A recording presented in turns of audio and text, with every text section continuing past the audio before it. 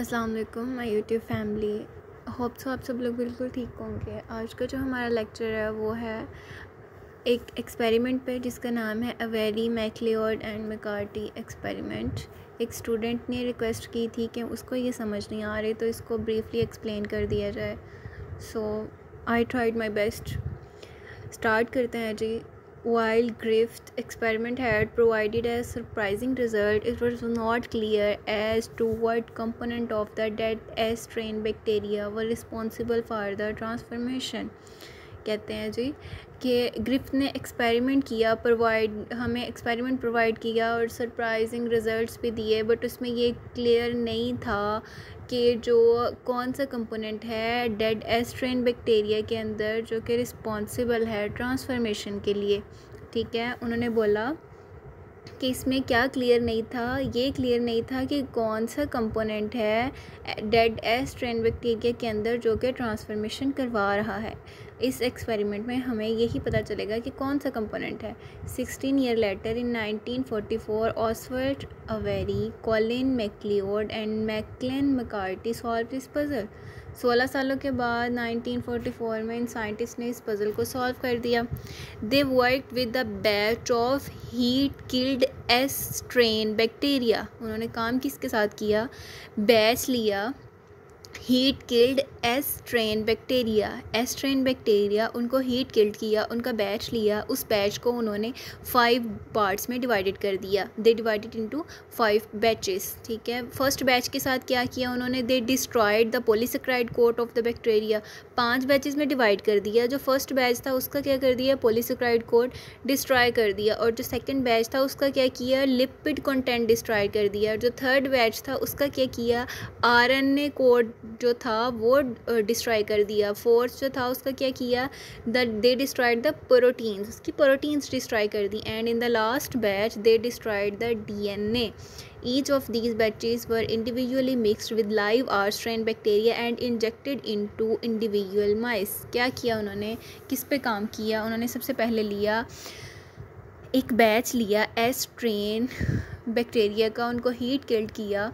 ठीक है, उसके बाद उनको 5 पार्ट्स में डिवाइडेड कर दिया। 5 बैचेस बना दिए। फर्स्ट बैच जो था उसका उन्होंने पॉलीसेकेराइड कोड डिस्ट्रॉय कर दिया। जो सेकंड बैच था उसका उन्होंने लिपिड कंटेंट डिस्ट्रॉय कर दिया। जो थर्ड बैच था उसका RNA कंटेंट डिस्ट्रॉय कर दिया। फोर्थ बैच था उसकी प्रोटीन्स डिस्ट्रॉय कर दी। एंड द लास्ट बैच जो था उसकी उन्होंने DNA डिस्ट्रॉय कर दिया।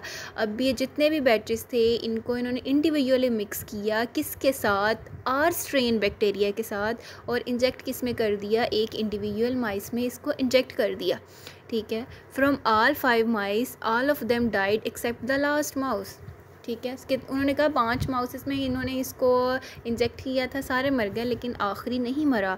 From all the dead mice live S strain bacteria was retrieve. कहते जितने भी वो मर गए थे उनमें भी जो एस्ट्रेन बैक्टीरिया था वो लाइव जो था वो रिट्राइव हो गया।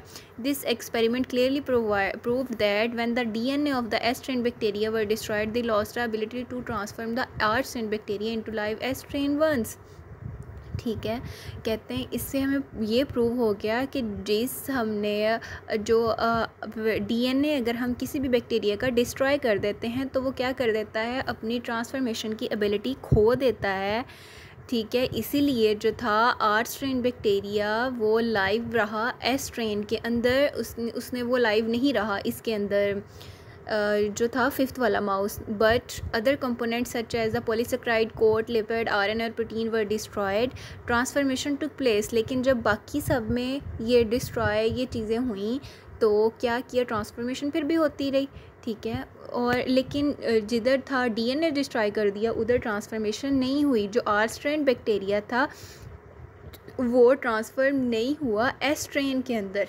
ठीक है, हमने ऊपर पढ़ा है ना कि all the dead mice live S strain bacteria was retrieved. ठीक है, वो कह रहे हैं कि जितने भी जो डेड माइस थे उनके अंदर जो था एस स्ट्रेन बैक्टीरिया वो रिट्राइव हो गया। लेकिन जिसके अंदर हमने DNA डिस्ट्रॉय कर दिया तो उसमें ऐसा नहीं हुआ। तो इसलिए उन्होंने इसका ये रिज़ल्ट दिया, although the polysaccharide coat was a virulent factor, it was not responsible for the transfer of genetic matter। कहते हैं जो polysaccharide coat है ये virulent factor है, ये रिस्पॉन्सिबल नहीं है जेनेटिक मैटर को ट्रांसफ़र करने के लिए। क्या फिर ज़रूरी है, वो है डीएनए। अगर डीएनए नहीं होगा तो क्या ट्रांसफॉर्मेशन नहीं होगी, जो जीन्स हैं वो जेनेटिक मैटर है वो ट्रांसफ़र नहीं होगा। ठीक है, तो होप सो आपको बहुत अच्छे से समझ आ गई होगी। अगर अच्छी लगे मेरी वीडियोस लेक्चर्स की, आपको समझ आए तो इनको लाइक कर दें और मेरे चैनल को प्लीज़ सब्सक्राइब कर दें। और कोई भी आपको लेक्चर चाहिए हो तो मुझे उसके अबाउट आप इसमें कमेंट कर सकते हैं, या मुझे फ़ेसबुक पे, टिकटॉक पे या इंस्टा पे मैसेज कर सकते हैं। Thank you.